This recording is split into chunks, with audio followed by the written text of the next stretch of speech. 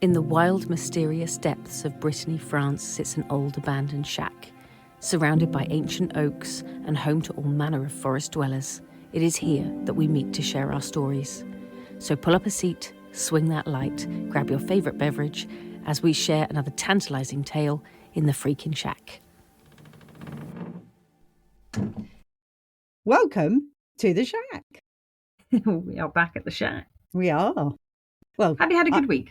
I have had an interesting week. You've been decorating. Yeah. Is that a loose term? Yeah. Virtually every room. We were working it out last night. We'd done the bathroom and then we did a bit to the hallway and we sorted out the utility room, and then everything was piled into the kitchen. So the kitchen's just been upside down for weeks. And then we started on the little room under the stairs, which was a storeroom. It was a hellhole. Yeah, when you're talking about a room under the stairs, we're not talking about Harry Potter's bedroom here. No. We're talking about a room under the mezzanine. What was the mezzanine? Yeah. Now has a room under it. Yeah. It does, yeah. It was a storeroom. I think as rooms under the stairs go, I think Harry would have been quite, spacious in there, really. He'd have loved it. But so we did that room, and then everything came out of there, and we were sorting out boxes, and then all the boxes had to go into storage in one room or t'other. So they've all been put into storage properly now. And then we started to do more in the front room. I tell you what, I'm never surprised by this, because there is always something going on in your house. Nothing is ever in the same place when I come over. It's like, oh yeah, well, I'll make a cup of tea. Where are the tea bags? We have no idea. I went over when I was over there last time, and I was looking for the toaster and I couldn't find the toaster. And I'm looking around, and then I find a drawer with the word toaster written on it, right?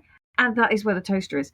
And I was like, oh my God, what idiot bought her a label maker, right? And I was like, oh no, nobody is that silly to buy you a label maker. You just wrote them all yourself.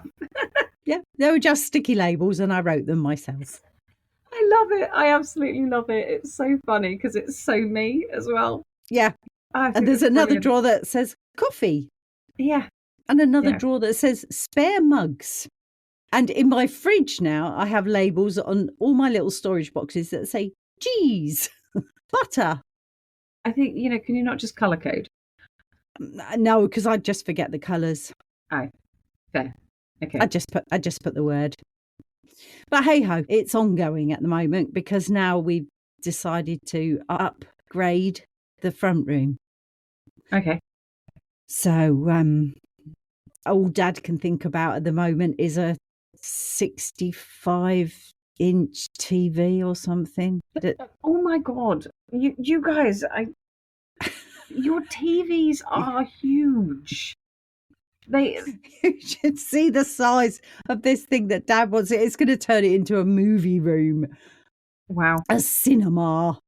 But I just keep laughing at him at the minute because it's just like, oh, just stop now. Just stop. Just stop. Well, if it makes him happy. Yeah, it does. It's keeping him busy at the moment. But we've just built an extra castle now up the stairs. So as you come up the stairs now to the Hogwarts rooms, you now go up and into the castle. Right, okay. I'll wait. You can see it when you come next. Have you put your witch up yet? Not yet, but she's going up.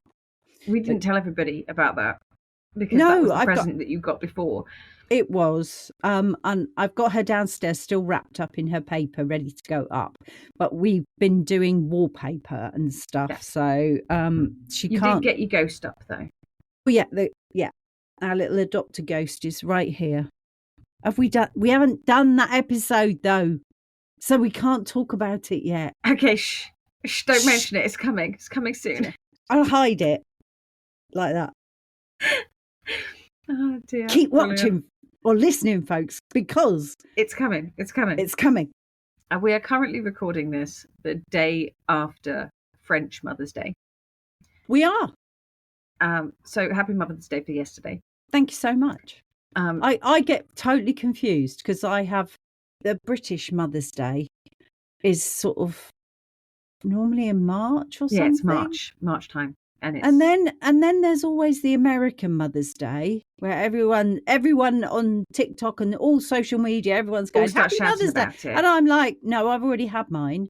And then all of a sudden the French Mother's one. Day happens. And It's it's actually like, quite interesting because if you're moving from the UK to France or France to the UK, it's quite interesting because mums get two, because you get the British one and you get the French one. But Father's Day's on the same day. Sorry, guys. You only get the one. just the one day. Yeah. Sorry. They're both on the same day. So you just have to make it a bigger deal, I guess. Anywho, I was only going to say that the only reason I was saying that's why that we're recording it the day after Mother's Day is because the restaurant has been heaving. Been busy. Just a tad.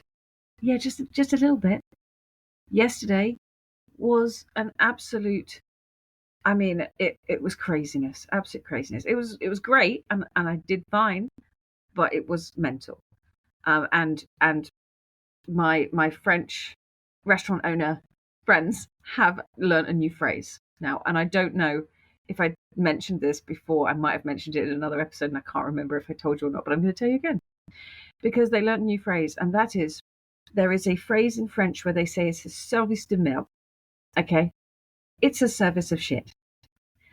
When things go wrong, when everything just goes wrong, somebody dropped a plate, somebody did this, a lady, there was something happened. One lady fell over because she fell over her own feet, and it was just, oh my life, honestly. And so anyway, they were like, oh, we call it here in France, we say it's a service de merde, right? And I was like, oh, in the UK we call it a shit show. So that was it. They were like, oh no, it's a shit show. Just kept coming out all the time, and I was just like, oh my goodness, I'm responsible for this. I can remember way back when we had a German student come and live with us for 3 months or something. She was absolutely wonderful. And she learnt so much while she was here. She started off with her little dictionary, Little phrase a German English phrase book. And within about 3 weeks, we never saw it again. But the two things she absolutely loved, she was supposed to be out for tea one night with some friends, and she all of a sudden turned up at our house, and we were having cheap chicken pie for tea on a bit of a budget back then, and we got just a cheap chicken pie with some veg, I think. But we tried to sort of give her some good, wholesome English food so that she could, see what the English learn the palate culture was and, like. Yeah. And she suddenly came in through the door, and I was like, oh, I didn't realize you were going to be back so soon. And she was like, oh, something happened, so they could. So I said, have you eaten? She said no. And I said, well, I've got something. I said, but I'm really sorry. It's a bit shit. It's cheap chicken pie. Anyway, she sat down and she absolutely loved this pie. And any time I was going shopping afterwards, and I'd say, it won't matter her name because you wouldn't know, Sarah. I used to say, Sarah, what do you want me to get for like meals and things? And she'd say, oh, some chicken pie. Cheap chicken pie. It was known as cheap chicken pie. Cheap. Hopefully no longer cheaping. And the other word that she learnt of English was bollocks, which is a great one, I think. Yeah. It was there is a phrase written at my friend who works here. She's a teacher, and she has her email thing that she sends out an email, and it comes up with like her name and everything at the top, and then it's got a little thing at the bottom that says it's from her, right? But it's all like preset, and there's a little line there, and it made me really like, oh, because it says on there, it says like, what is an what is a foreign accent? And then she said, a foreign accent is bravery. And I was just like, I love that. I love that. That's, because it's so true. It is so, so true. It does take so much bravery to speak in a foreign language, especially when you're not confident doing it, or you're doing it in a different context, because as soon as you put yourself in a different situation, you have to know all of the sort of technical language around where you are. So it's like if you go to the bank, you have to know all of the sort of finance words for, my account, my money, my savings, yada yada. You need to know all these words. And then if you go to the doctors, you have to know all the medical terms for what's wrong with you. Do you know what I mean? And it's like going shopping. It's just one of the situations that you go into, and you have to know different vocab for all of that stuff. And and it's a lot. It's a lot. And Very yeah, much. if it's, especially when it's in like bloody French, where they've got the tu form and the vous form, and and all these gendered random items. Ridiculous. Anyway, moving on. We've totally gone into like a rant when we've started this now. I think we've been chatting for like 10 minutes on nothing. But anyway. It is 11 minutes, 51, 52, 53.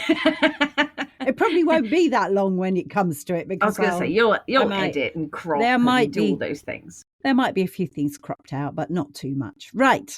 But I think we need to get into urban legends and things that are a little more sort of modern, more up to date. Shall I start, or do you want to start? How modern is your modern? I have really modern. Oh. Okay. What year are we talking here? We're talking now, right now. Oh, exciting. Mine's sort of 2009 and ongoing. Oh, okay. Okay. So yeah, I mean, go for it. We'll go from yours and then we'll work back. Okay. Right. My one started because I was looking up an urban legend, and I came across a saying that I didn't understand. I had absolutely no idea. Now, you probably know because of your age, and I don't. And I wouldn't exactly say that I'm up with the lingo of. Well, I'm definitely not up with the lingo. I try to be, which is one of the reasons I do this podcast, because I like to stay up, because I do most of the tech, the editing and all the stuff behind it, and the social, and a lot of the social media, although you've done a couple of videos recently. Yeah, I'll do some more for you too. I'll get some of those done. But one of the first things that came up when I was searching for and researching these urban legends was the phrase creepypasta. We may have a crossover here, but yes. And I looked at it and I was like, what? What the heck? And I'm sort of thinking of our listeners.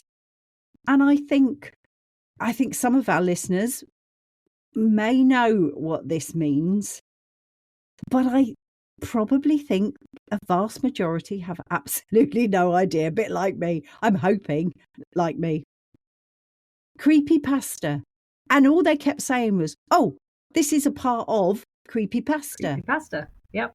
And I'm like, what the heck is creepypasta?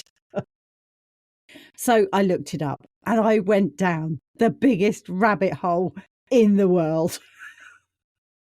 In fact, I went so far down this rabbit hole, I stopped myself because some of it is horrific and really scary. And I was like, nah, I don't want to know about that.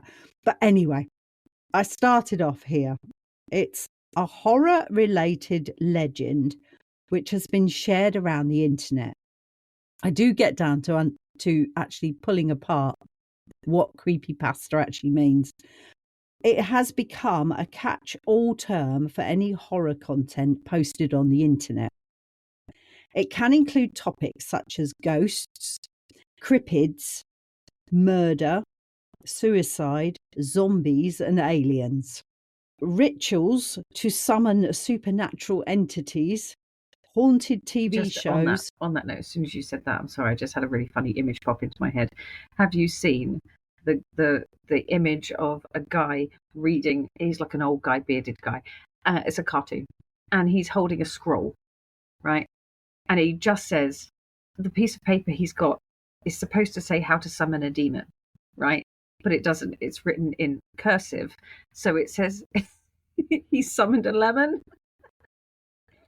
This little lemon stood there with this stupid little grin on his face, and he just says, "I hate cursive. How to summon a lemon." Yeah. Anyway, sorry. Brilliant. I love it. But yeah, rituals to summon supernatural entities, haunted TV shows, and video games. The content can range in length from single paragraphs to multi-part series, some of them lasting years.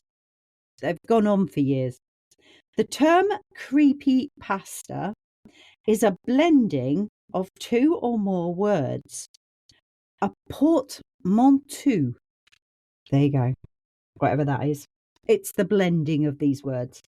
It originates from something that was called copypasta, a portmanteau of copy and paste.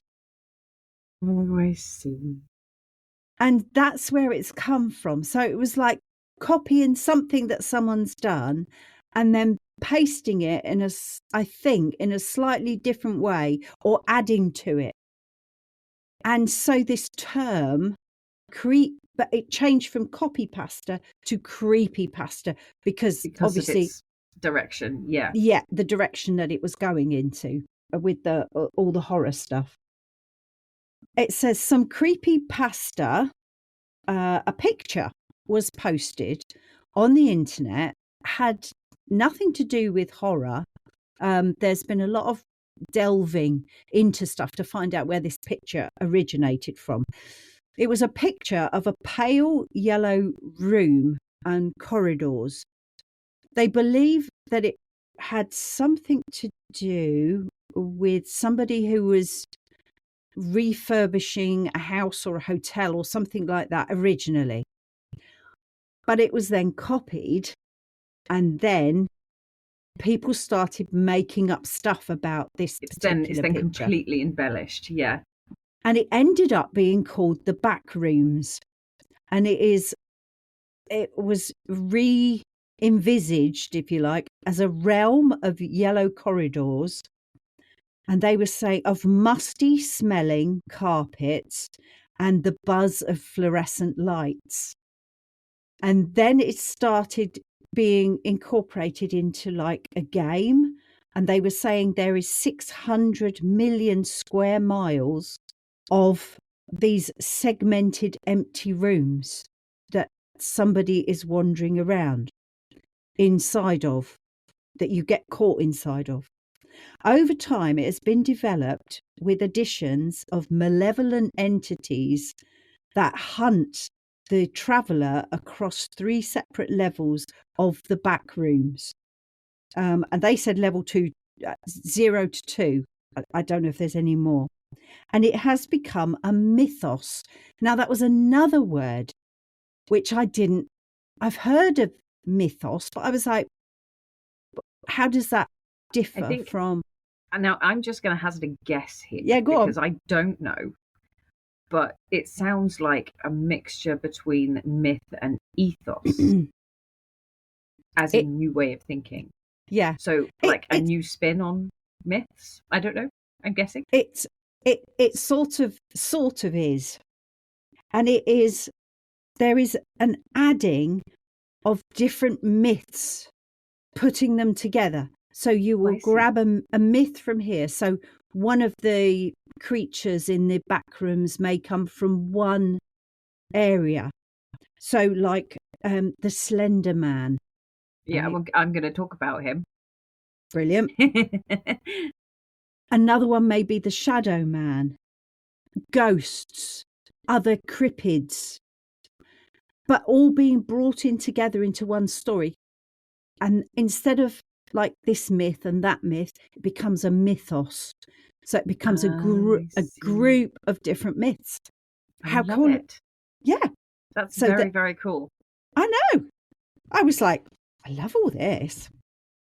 I think it's like when you sort of look at things like the Marvel universe, when Yeah. you have all the individual stories and Yeah. then they all come together They come and together. you Yeah. know, and have a big story all together. And I Yeah. like that. Yeah. But a short horror film made on January the 7th, 2022, called The Back Rooms, and it had 57 million views as of February 2024. Wow. And I haven't seen it. Have you seen it? no, I haven't seen it. I'm a little bit scared too. I'm totally going to give that a go. I need to know. I can't not. There is one story on this. It's the stories are The Expressionless, and it's about a girl that appears with a. I'm going to have to put a huge warning on this episode. Because we've already mentioned killing and murder and suicide, and now we're going into cannibalism. Wow. So yeah, today's content is up for trigger warning central, and viewer discretion / listener discretion is advised. Yes. I won't go into detail here, but she arrived somewhere and she had a dead animal in her mouth. Wow. That was half eaten. And then they tried to bring her inside and sedate her, which they couldn't. And then she started attacking everybody in the house, but totally expressionless, and cannibalism was involved. I'm moving on. This is why I said to you, I went down the rabbit hole so far and then stopped. Yeah, it was like, I do not need. Yeah. One thing I will say, you saying about the expressionless thing, right? It was Anthony Hopkins doing the Hannibal lecture. The Silence of the Lambs. Yeah. And they were doing an interview with him afterwards. And I watched this interview and it was really, really good. And he was saying, like, the thing I don't get, he said, the bloke who was interviewing him said, the thing I don't understand is how you can be so normal right now. And then, when I watch you do this character, it's somehow really, really creepy. And so he dropped into character and responded, right? And he was like, oh my God, it's really weird, but I don't know why. And then anyway, he explained that the reason it is so creepy is because the only thing that he changes is the fact that he doesn't blink when he's acting the character. And if you actually rewatch it, it's brilliant. It's so clever because it's almost one of those uncanny valley things. Do you know what I mean? Where it's like almost human, but there's something not right about something. Something's not quite right. And so, yeah, it's that expressionless thing when you would expect somebody to have some degree of expression on their face for that. Yeah. Yeah. But you saying about not blinking is something else that's coming up in a few weeks' time. But you talking about not blinking, there's a story coming up in Tales from the Shack, which links into urban legend, this particular series. And it is all about something where you can't blink. Is this like the Doctor Who episode of the Angels or something? It reminded me of that, but it's even scarier. Creepy. Yeah, creepy. Okay, cool. Interested. So there was that story. There was a story called Funland, which is all about a closed park and an animatronic dog, leading to lots of bad luck. Oh dear. Yeah, the animatronic dog chases the children away, and then they get hooked up into all the children that were there. That's your dog, isn't it? Yeah, he's going downstairs. Sorry, he's like an elephant. You won't hear that on the soundtrack. You'll just... There's an elephant going down my Yeah. stairs. We have elephant going down the stairs is the dog, and then we have thunk thunk kitty, because kitty goes down with perfect rhythm. Thunk thunk thunk thunk thunk thunk thunk thunk thunk. And then the other story is called Jeff the Killer. I'm just not going into these anymore, but it's all linked to this creepypasta and the back rooms. So Okay. Wow. Okay. I may have to check out the backrooms yeah, thing. we'll I'll check it probably. out for you. I'll tell you about it. It'll I be think fun. we'll talk about it again. I am sure. Well, I have a little thing that. Sorry, hang on. Let me wait for the dog. No, you can't get behind my desk. Go on. Go and lay down. Very good. Well done. You're a good boy. You'll find just that. He wants to be practically under my chair. You mentioned the character in which I'm just going to talk about, okay? And that is the Slender Man story. Okay? Now this is a weird one. And it's up to date because it's still ongoing, and I love it. So, the Slender Man started out as a meme that was online in a forum called Something Awful. And I believe that's where it started. That was back in 2009. Yeah, back in 2009. And it was using a photoshopped old picture and basically an improvised backstory. So they'd taken an image of, I'm assuming, a man, and then they'd photoshopped it to make it look weird. And then they'd embellished this story all about this character that they'd kind of created. So it depends in terms of appearance. Usually it's this sort of tall man wearing some kind of suit, generally has a very white face, but no face. It's just white, He's very slim, obviously, called the Slender Man. But it's a very humanoid figure. Okay, but sometimes it has he has him depicted with multiple tentacle-like limbs. So he's kind of got long arms, but then these other bits that it's a bit weird. Sometimes he's just a man stood with two arms like usual. Always in a black suit, it seems. Just a black suit. He's just very, very slim. The interesting thing about this is that it started up on this whole faux news story, which was supposedly it was a false news story, so it wasn't real. But there was a story about a horse farmer called Ted, who basically shot his wife in the chest at the Slender Man's request, or like in tribute to the Slender Man, right? Then it only explained the crime. Hang on a minute, I've got to reread this because I haven't checked this part of my notes. Oh yeah, so he described his crime and confessed to his psychologist, right? Again, fake story. This is not real. This was just a thing that said, oh, we found out about it from this psychologist at the mental institution, apparently 3 years after he shot his wife. And then it was stated that the couple's 6-year-old daughter was never found, right? So obviously leading on to potentially more opportunities to embellish this story and find the daughter or whatever, right? Sorry, I had a spider running across my page. It was a money spider, so it could be good news. Is it a money spider? Yeah.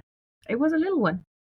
The vagueness and fuzzy details enables the Slender Man story to adapt to just about any time or place. Okay, so this has pushed the story from Something Awful forum into the mainstream internet, which has gradually spread into other niche forums. From there, it would inspire a popular web series called Marble Hornets, several indie games, video games, and an untold trove of sub-memes and fan art. So there's loads of different variations of this Slender Man character, as well as earn permanent pages on Wikipedia and Creepypasta. Right. And I've got it written in brackets here, a site dedicated to internet horror stories. And it was on the Creepypasta site where two girls from Wisconsin first read the story. And this is where we get, again, trigger warning-esque. Okay? Because two 12-year-old girls lured a friend into the woods and stabbed her 19 times in some kind of tribute or sacrifice to the Slender Man. The victim survived the attack. So there's one good thing at least. She did survive. And the perpetrator, the main perpetrator in this, both of which were convicted, one of which I think is in a confined housing, so, are still being monitored. The other is in a psychiatric unit. And that was the what they considered to be the main perpetrator of this.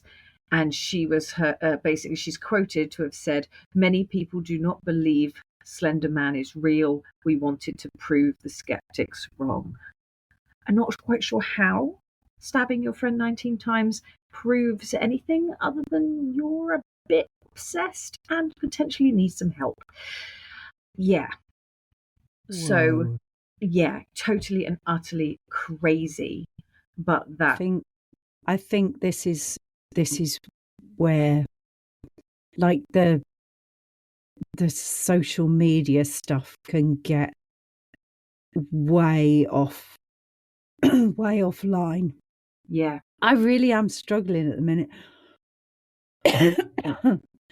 And leads very impressionable young people down such dark roads where I think this is very much a situation where, nobody had that conversation.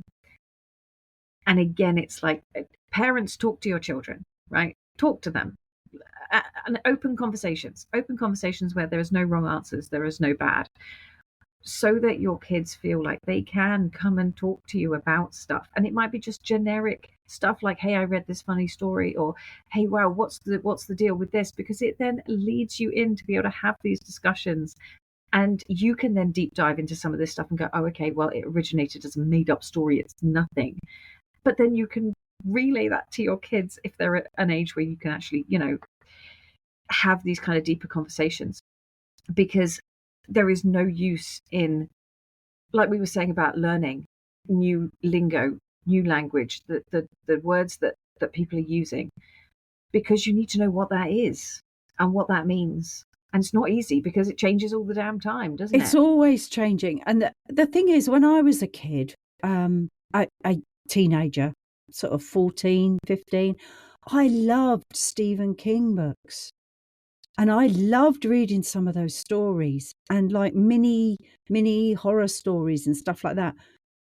But the minute I shut the book, I went back into normal life. It was just, everything was normal. So it was only ever when I picked up that book at night and read the creepy story. And all right, it may have influenced some of my language and stuff like that, but I wasn't able to do a deep dive. There was, unless I'd gone into a library and I'd found, books on horror stories and the history of horror. Because when you have a book, you have, when you used to go into the library, you used to go into the library and look at the fiction section or the non-fiction section, and you knew, oh, this is where the made-up stories are, and this is where the factual stories are. Yeah. And and so it gave you a little bit. The internet doesn't have that as much. No. There is nothing there to say that wasn't real. That, and I guess, yes, there are satire sites and things like that are it's then assumed that everything off of that site is going to be satire, but then people copy it and move it to somewhere else, and then it gets twisted and difficult to know unless you fact check it and go and have a look. And that's not easy, again, for a 12-year-old child to pick up a story on this kind of thing. I can totally see how it happens. And it's the images now as well. Whereas when you're reading a story, the images you make up in your head can be quite horrific. But once you've read them and you've shut the book, yes, all right, the images can live in your head, but they're not in front of you living. Yeah. And all right, film can do that a little bit, I think, because film obviously produces the images. But the images nowadays that can be produced by AI are scary as shit. Yeah. Let me just say that. Yeah. And as I say, I started, sort of going down this creepypasta rabbit hole and got to a certain stage where I was like, okay, so now I just need to know like the outline of some of the stories. Yeah, I don't need to know any details. You don't have to tell me. Yeah, I do. Yeah. I have to do that a little bit with other things. It's like when I'm watching and I see like animal cruelty or I can't watch it. No, I can't watch that either. No. I cannot watch it because I know that it's going to give me nightmares. I've never been able to watch the film War Horse. Now everybody tells me it's fine. The horse lived, yeah, but I know in the background of what happened to thousands and thousands and thousands of horses. Yeah, it's not about that horse, it's about all the others that didn't. Yeah. Oh, yeah. And the trauma and the suffering that still happened, even though they go, oh, yeah, well, they survived at the end. No, well, sorry, the horse still suffered. That was still horrendous. It's also films about the Jewish concentration camps, or they weren't just Jews. There were lots of other people in there as well. I realise that. I cannot watch them. I have to literally walk out of the room. I can't watch. It's like Schindler's List. I've never been able to watch it. The boy in the striped pajamas. I haven't seen that one. I have seen the others. I have watched War Horse, and I have, but as you say, there is a difference between learning about it in detail, where you have images in your head that are graphic enough.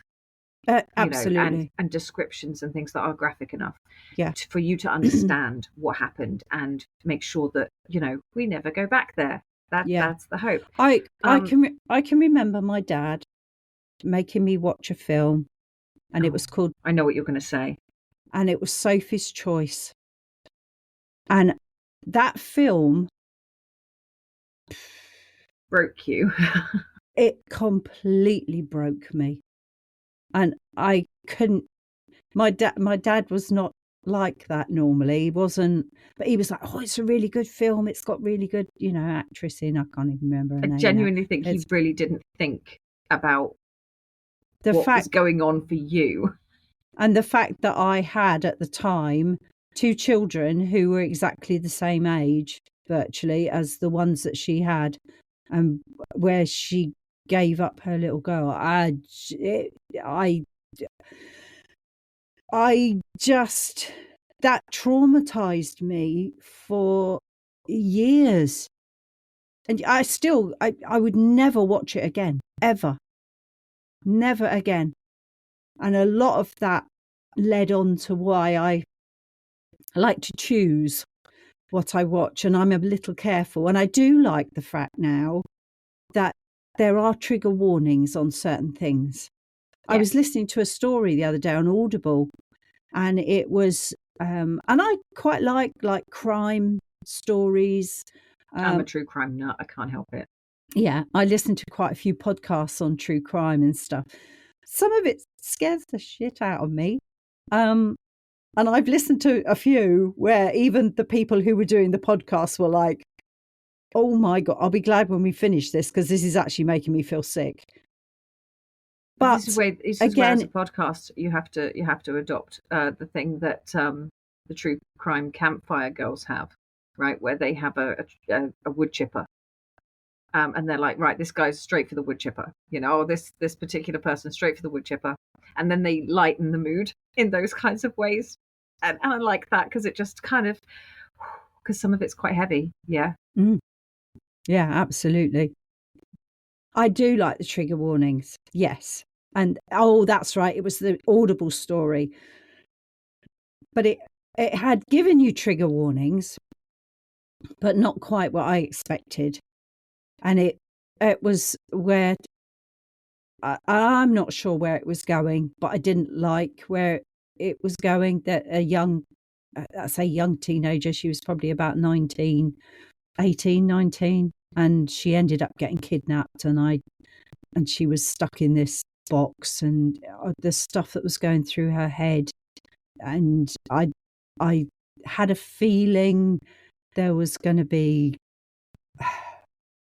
the sex trade. That type of area was where it was going to end up, and I couldn't cope. I was like, do you know what? I know, I understand the horror of something like this. Actually, for pleasure, I don't need to listen to this. And protecting your peace is more important at that point. So I went and listened to Harry Potter instead. I can cope with Voldemort. Yeah. Umbridge is another tale. Yeah. Oh yeah. Can't cope with God. That. Yeah. I can't cope with her. No, she's definitely for the wood chipper. Oh yeah, definitely for the wood chipper. I'm gonna have to link them. We're gonna have to link the True Crime Campfire because we're adopting your wood chipper, I think, for a minute. Just because it's necessary. Yeah, I think this is the thing because a load of people said that they felt like Umbridge was worse than Voldemort in that story, and that's because not everybody knows a Voldemort, but everybody knows an Umbridge. And there's one guy that I follow on TikTok, and he calls her Umbitch. And every time he says it, it makes me giggle. Yeah. So anyway. Okay, but moving on. So we will put trigger warnings at the beginning, but we're not going to go into minute detail about some of this stuff. Yeah. Stick them on, and I think you with a sort of theme of the fact that you're not into this stuff either, so we're not going to go into too much detail, but the broad outlines. Yes, protecting your peace is most definitely more important, I think, than going too deep into some of these things to leave you, with those sort of images in your head. Yeah. Longer term. We don't need that. We don't need that. Life's scary enough now. There's too many horror stories. Even the news I can't cope with sometimes. Yeah.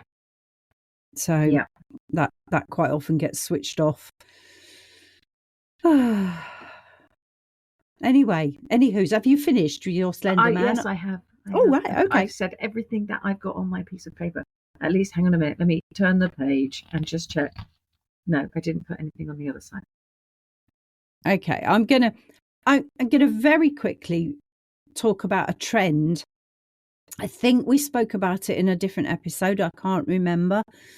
But it's an internet trend, and you do have to be a little bit careful with some of these. But this was the one, I think I spoke to you about it, where you were using a phone to look up to the ceiling outside of a dark room and said something about, I'm hoping to see the true, or something like that. And then you bring the phone down and you point it into the dark room and then say, and I see you. Right. And you were hoping to catch something on your camera. Did I mention this to you or not? I don't think so. Okay. But I may have drifted off. Very, very quickly, one particular family, the young girl in the family started doing it. And and scared herself somehow, and she was told she wasn't to use the phone for doing that anymore. Anyway, the rest of the family went out, and the older sister had her phone and decided that she would try this trick in the house. Wandered around the house saying this little rhyme. I can't remember exactly what it is now, but it's something that rhymes with you. And you put it on the ceiling, and then you stand outside a door of a dark room, and then you bring your video down and say, "And I see you." And you're waiting for something to happen, and nothing happened. It was okay. And she moved to the next room and the next room, and you're on tenterhooks now. You're watching, thinking, "Oh, what the hell is going to happen?" What you're getting your cushion ready in front of you, like this. That's what you did with Doctor Who when you were a kid, and you know something's going to happen. And she goes to all these rooms, and then all of a sudden she goes, and it's like her parents' room, and she's outside her parents' room. She brings the phone down like this. She says, "And I see you." She looks into this dark room, and all of a sudden the chandelier on the ceiling falls to the ground. Just then, it just crashes to the ground. I need to know, was only fools and horses in the loft? That's all I'm going to say. Possibly. But she throws the phone, and you could just hear her screaming as she runs away. But to be fair, I think I'd be right behind her. Like, yeah. And it does say afterwards that she never ever did it again, ever. So, but again, these weird trends can set a whole sort of new. I mean, there's been lots of trends where, kids have ended up not alive anymore. Yeah. Holding your breath. I heard of that one. It was like kids trying to hold their breath for a certain amount of time or suffocate themselves or something. Oh, I don't know. Don't ask me. Education. The one that got me was the one that went around at schools when it was like, jumping up and down as a three. And then they would, the two people on the right and left would then like kick the feet out from under the person in the middle. Oh my gosh. But yeah, the amount of head injuries. And I mean, oh my God. There were bans on all, like in all the schools that I was in the UK at the time, there were bans on all of it. And they were like, "Oh, it's just a bit of fun." It's not. Pack it in. Yeah. Like, just stop it. Just stop. Yeah. And essentially, it was just that the person in the middle fell over. But that goes back to like when I was at school, and you go to sit on a chair and they pull a chair away. Yeah. Yeah. I mean, it wasn't filmed in those days, but it was just as dangerous because there were kids who lost their ability to walk because they crushed their spine as they hit the floor. And so that was like, at that time, it wasn't like a trend that went across. It was just something that happened in a particular school, or and that was banned. And it was like, will you stop doing this? Do not do this. Stop it. Yeah, somebody is going to get really hurt. It's going to get really badly hurt, yeah. So those things have gone on, I suppose, forever, and I suppose they will. Happened, but when you've got access to any country, anywhere in the world. Exactly. And then and you also see that if you do something like that, it goes viral, and then everybody knows, and you get to be known. This is the trouble, because there is a lot, content creators have a lot to answer for in that respect, because there's nothing to say they can't play practical jokes on people and somebody end up getting either really traumatized or hurt. Yeah. Physically hurt.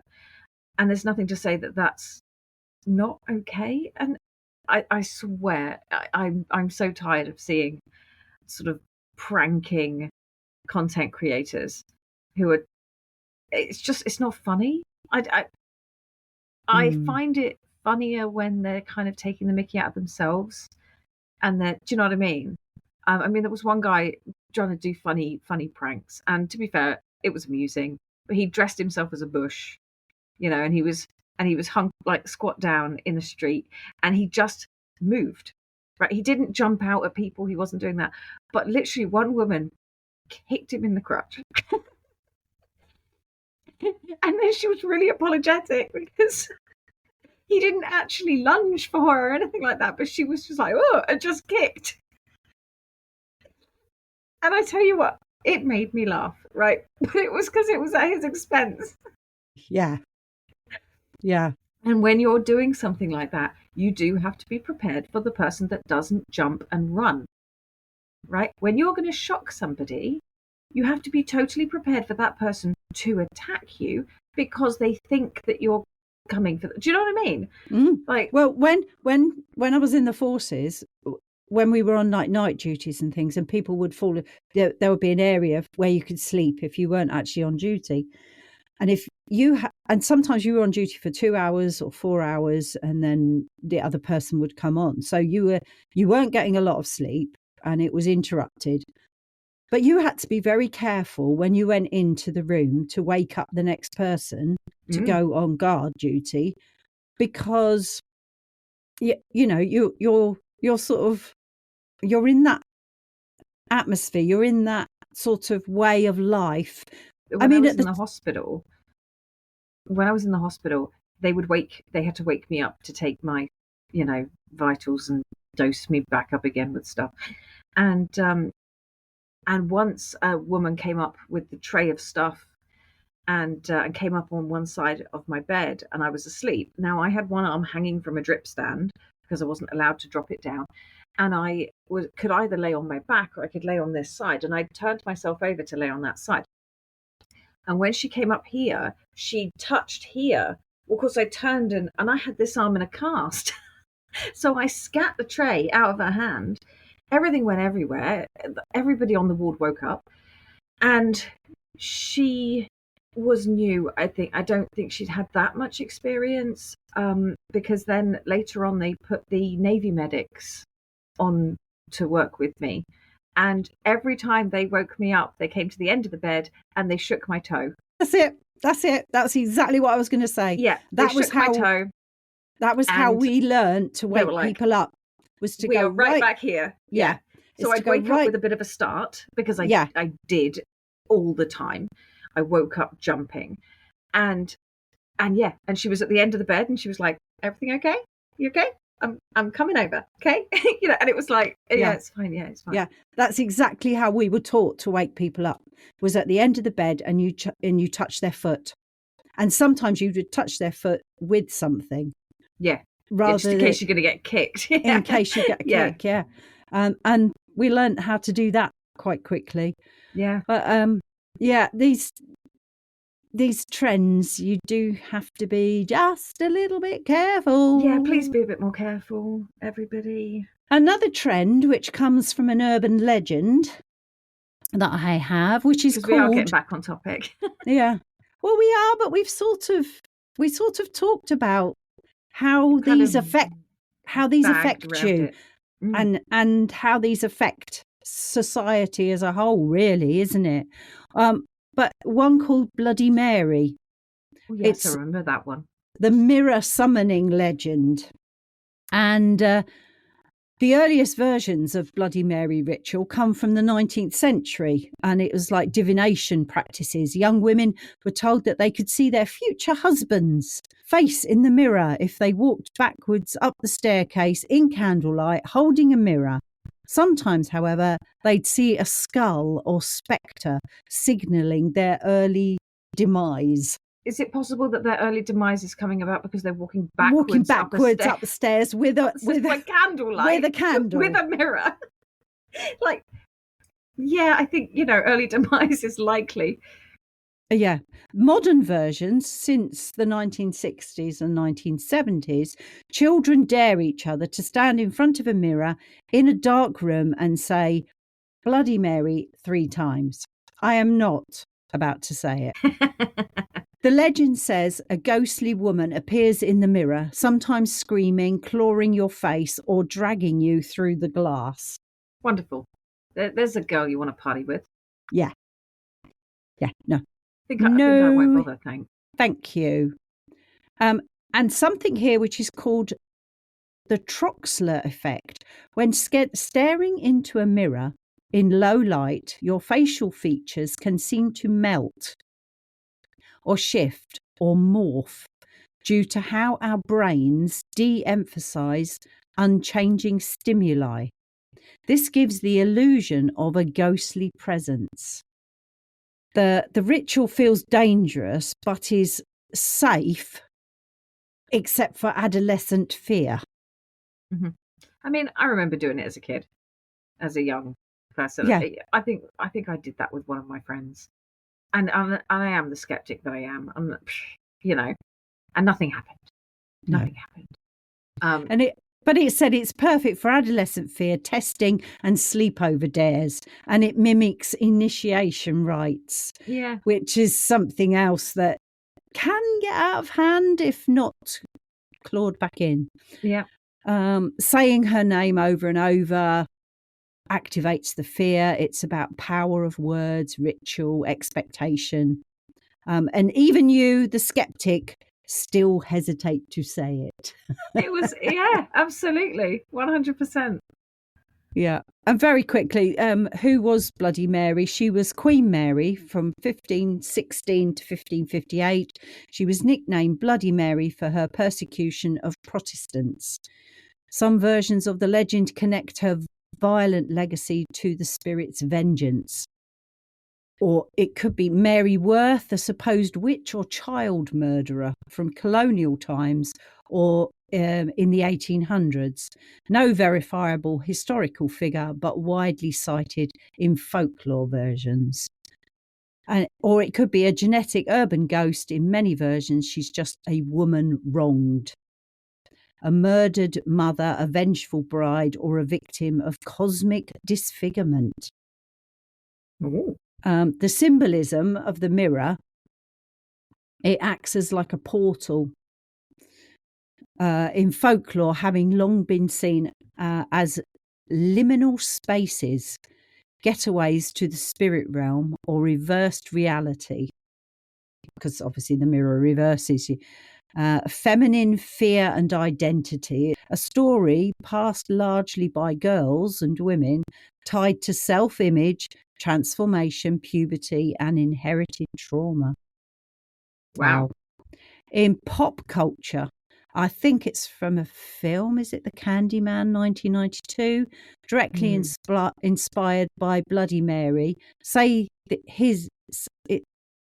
name in the mirror and she appears. Supernatural, The X-Files, Urban Legends, American Horror Stories, The Paranormal Activity 3 all feature variants of it. TikTok and YouTube rituals continue to evolve the myth into the digital space.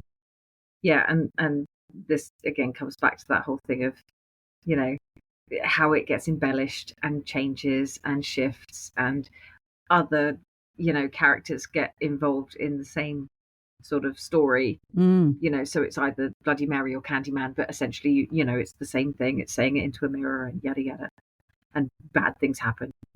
Yeah, there was actually a story of a lady who lived on her own, and she said that there were like mice or animals living in her walls or something. And I have mice living in mine sometimes. Yeah, and she could hear things going on. And then later on, she was murdered, and none of her claims were ever taken seriously. And it turned out that the perpetrators lived in the apartment. Was it below her and over one? I don't know anyway. But they come up through the wall and in through her bathroom cabinet. And so when they left, they went out the same way. And of course, nobody knew how they got in or how they left, because all windows and doors were locked. And if they opened the bathroom cabinet, there was a big hole in the wall. And that's how they got in. Crazy, right? And yeah, she was literally saying, there's noises behind my wall. There's noises behind my wall. What's going on? And nobody knew anything, because they'd gone into the apartment next door and there was nothing, because they were actually down and they'd come up the wall and in that way. Scary, right? Yeah, very. Yeah. Very scary. Yeah, when someone says there's something in the wall, I don't care how crazy that person is, please check it out. So what else have you got? I don't have anything else for this one. All right, okay. I'm just going to mention this in passing, not going into anything deep, because we have a story coming up in the next month or so, which is going to be Tales from the Shack story when we have our little break in the summer, because we will be having a couple of weeks. But I will be posting something. It'll be just a Tales from the Shack. It'll just be. It will be the Tales from the Shack are great. It will be an amazing Tales of the Shack. But it's about something called the Rake. Yeah. It's an internet-born monster with ancient echoes, created on Creepypasta Nice. forums in 2005, though inspired by earlier internet horror stories and sleep paralysis accounts. A collaborative storytelling effort, users crafted a legend by piecing together fake journal entries, news reports, and witness testimonies. One of the first internet-born monsters to gain real viral traction alongside the Slender Man. Yeah. Very quickly, it says here, and I'm literally just going to pick out a few little bits about it. The Rake is a pale, emaciated humanoid creature with large eyes, sharp claws, and no visible facial features. A bit like the Slender Man. Wait a minute. You said they had big eyes. Well, large eyes, but no actual facial features otherwise. Okay. So often crawling on all fours like an animal. Which is creepy, to be fair. Said to appear at night beside your bed. Oh, wow. Hopefully just in time to get punched in the face. Yeah. Hearing it, victims describe hearing it whisper or breathe at night, feeling paralysed. Now that links in with paralysis when you're sleep paralysis. Yeah. Seeing it crouched at the foot of your bed or outside their window. After sightings, people often report nightmares, illness, depression, or missing time. Ooh. Which is a really interesting thing. I think we're going to talk about it at some time, because Dad, like my husband, Steve, your dad, was telling me about a couple of times when he had lost time when he was a kid. Wow. And we've only just started really talking about that together. So crazy. Yeah. So I don't think it's got anything to do with the Rake. I lost some time when I first moved in here, but I think it's because of the bottle of eau de vie that the neighbours gave us. And oh my word, did I not realise quite how strong that was. Whew. Yeah, I lost about 3 days. And not through massive hangover. I just woke up feeling like it was a Wednesday, and it wasn't at all. I was like, but it is. It is Wednesday. No, it's not. No, it's not. It was Saturday. So there's lots of other things about it. It's appeared in YouTube horror shorts. There's footage of it's sort of series like Everyman Hybrid and Marble Hornets. Oh, that I've heard of. Influenced. Was that what? Hang on a minute. That was in here. That was in here. I might have skipped over it because I couldn't. No, Marble Hornets. Yeah. It's a popular web series called Marble Hornets. Yeah. Yeah. That was in.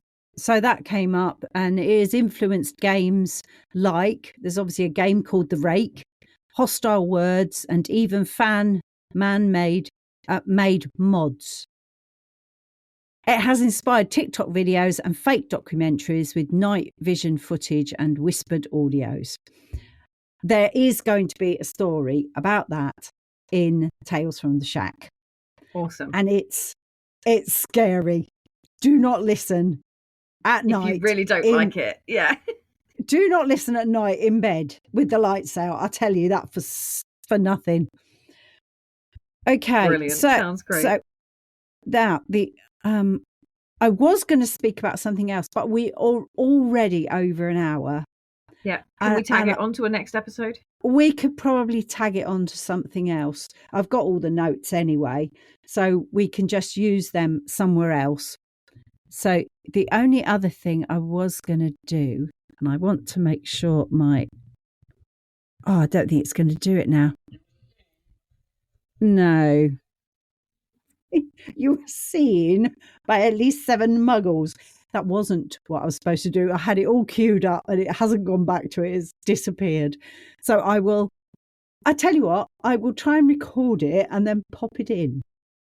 Or I will put it in the Tales from the Shack episode.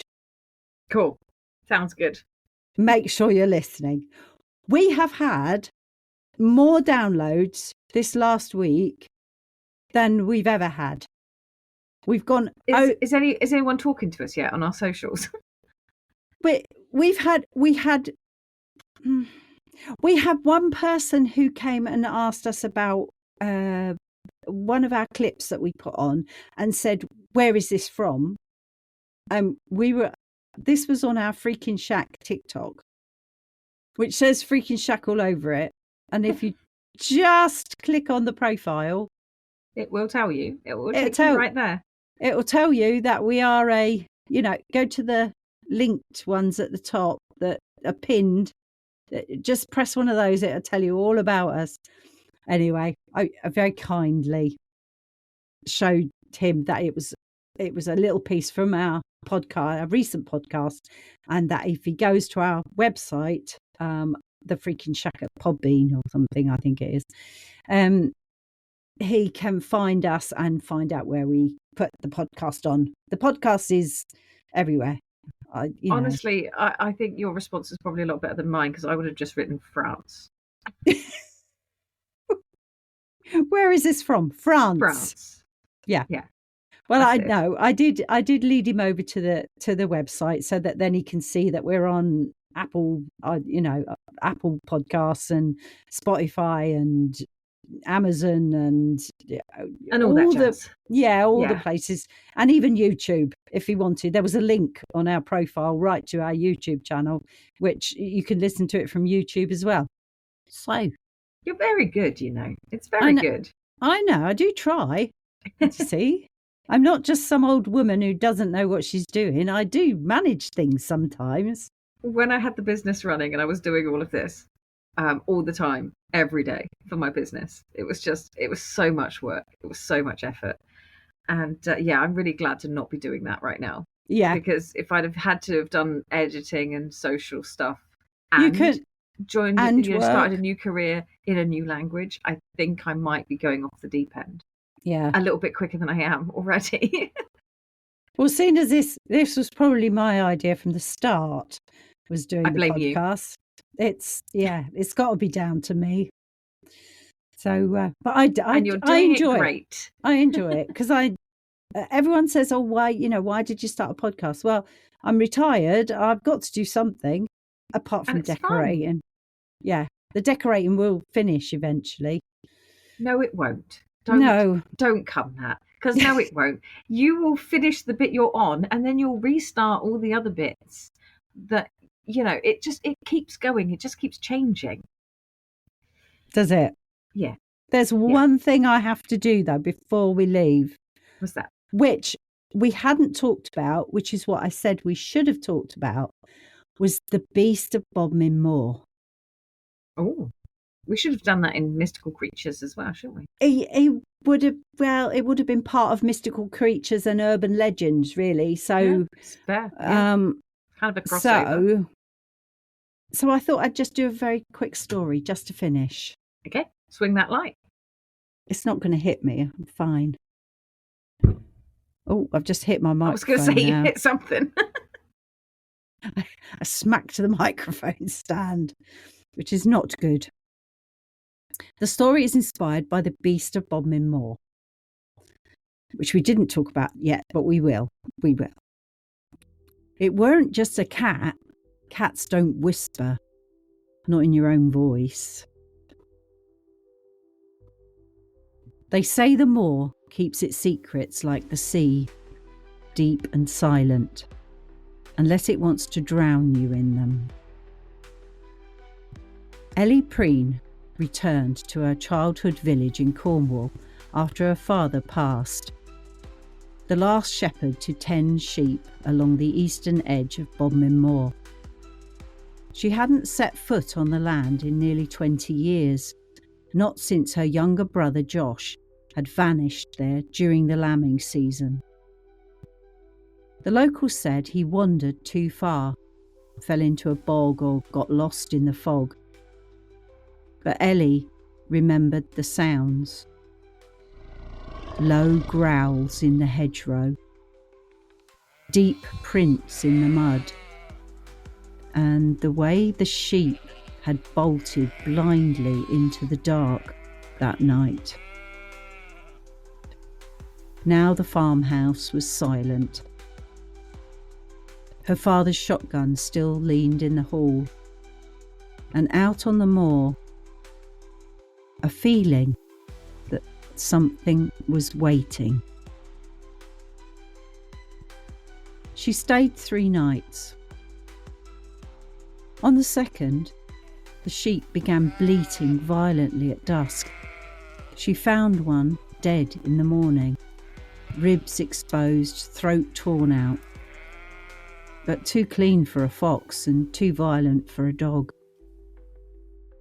On the third night, she heard it. Heavy footfalls outside her window. A low, resounding growl that vibrated the window panes. She grabbed the shotgun. But when she looked out the window, there was nothing but the mist. That's when the tapping began. Not at the door, but on the mirror in the hallway. 3 sharp raps, sounding just like claws on glass. The following morning, she stepped out into the moor at dawn. Fog wrapped around her legs like it knew her. Her breath smoked out in bursts. She was only minutes from the house, and that's when she heard it. Her brother's voice. I'm cold. She spun around, peering into the fog. Nothing. Don't leave me again. She strained her eyes into the direction of the sound, and then she saw it. Just beyond the standing stones, a shape, sleek, black, low to the ground, but size-wise it was massive.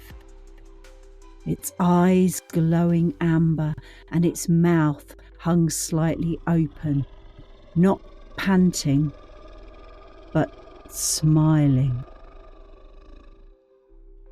She raised the shotgun. Ellie, it's me, Josh. The voice came from the beast's open mouth. Of course she didn't shoot. How could she? The beast turned and slowly walked away, disappearing into the fog. Ellie never spoke about what happened and what she saw and heard that particular foggy morning. But she didn't leave either. Ellie decided to take over the running of her father's farm and the flock. She set about modernising the farm and the farmhouse. But first things first, she replaced the broken sheep fencing, and every so often she'd leave a raw bit of meat at the edge of the moor, just past the gate. Locals report that the sheep had been safer since Ellie returned, and they believed her to be a good omen for the area. But every full moon, a farmer would still report hearing a tapping on a mirror in their home at night. A tapping sound 3 times, sounding just like claws on glass. And sometimes, if it was in Ellie's farmhouse, She'd whisper her brother's name. Josh? And a sound would whisper back. Ellie?